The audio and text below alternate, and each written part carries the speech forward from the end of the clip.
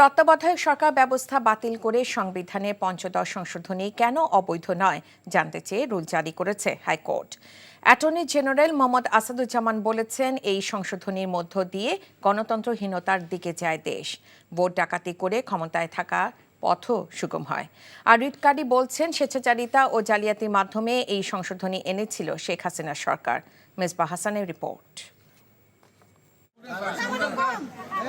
দেশে এখনো পর্যন্ত 12টি জাতীয় সংসদ নির্বাচন অনুষ্ঠিত হয়েছে, যার মধ্যে 1991 সাল থেকে 2008 সাল পর্যন্ত সপ্তম, অষ্টম ও নবম জাতীয় সংসদ নির্বাচন হয় তত্ত্বাবধায়ক সরকারের অধীনে, যে নির্বাচনগুলোর গ্রহণযোগ্যতা মেলে দেশ বিদেশেও।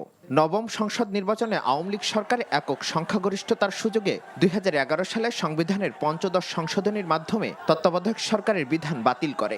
এরপর 2014 সালে দলীয় সরকারের অধীনে জাতীয় সংসদ নির্বাচনে ভোট ডাকাতি ও রাতের ভোট দেওয়া সহ নানা অনিয়মের অভিযোগ ওঠে। ব্যাপক সমালোচনার মুখে পড়ে 2019 ও 2024 সালের জাতীয় নির্বাচনও। দীর্ঘ 13 বছর পর গেল রোববার সংবিধানের পঞ্চদশ সংশোধনী চ্যালেঞ্জ করে রিট করেন সুশাসনের জন্য নাগরিকের সম্পাদক বদিউল আলম মজুমদার।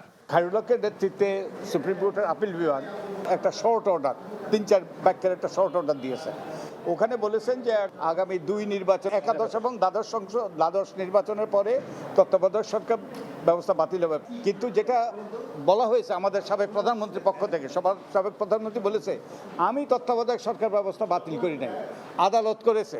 আদালত বলেছে যে পরবর্তী নির্বাচন যদি তত্ত্বাবধায়ক সরকারের অধীনে হইতে হয় সংসদের অনুমোদন লাগবে। এটা সম্পূর্ণভাবে মিথ্যাচার, সম্পূর্ণ জালিয়াতির মাধ্যমে সংবিধান লঙ্ঘন করে এই যে বিরাট বিভ্রান্তি সৃষ্টি করে স্বেচ্ছাচারীদের ভিত্তিতে পঞ্চদশ সংশোধনী পাশ করা হয়।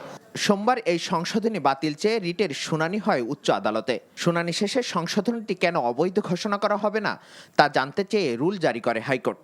নবম সংসদ বলে দিচ্ছে যে এর পরবর্তীতে আর কোনো সংসদ অনেকগুলো ধারা আর কোনো সংশোধনী করতে পারবে না, যার ফলে আমাদের ভবিষ্যৎ প্রজন্মকে একটা পুরনো ধ্যান ধারণার মধ্যে গণ্ডিবদ্ধ করার একটা ব্যবস্থা করা হয়েছে, যেটা সংবিধানের মূল কাঠামো, যে জনগণ সকল ক্ষমতার মালিক, সেই মূল কাঠামোর সাথে সম্পূর্ণ পরিপন্থী। অ্যাটর্নি জেনারেল বলছেন, এই সংশোধনীর মাধ্যমে গণতন্ত্রহীনতা ও ভোট ডাকাতি করে ক্ষমতায় থাকার পথ সুগম হয়। সাতের ক দিয়ে তারা এমনভাবে করতে চেয়েছেন যে ভোট ডাকাতি করে ক্ষমতায় থাকতে পারতেছেন, কিন্তু অন্য কোনোভাবে কেউ যাতে না আসতে পারে। তত্ত্বাবধায়ক বলেন, নির্বাচন প্রক্রিয়াকে স্বচ্ছ করার জন্য বলেন, সেটা যাতে না আসতে পারে, সেটা একটা ছিল। বিচার বিভাগের কন্ট্রোল করার জন্য অনেকগুলো উপাদান ছোট ছোট করে দিয়ে দেওয়া ছিল।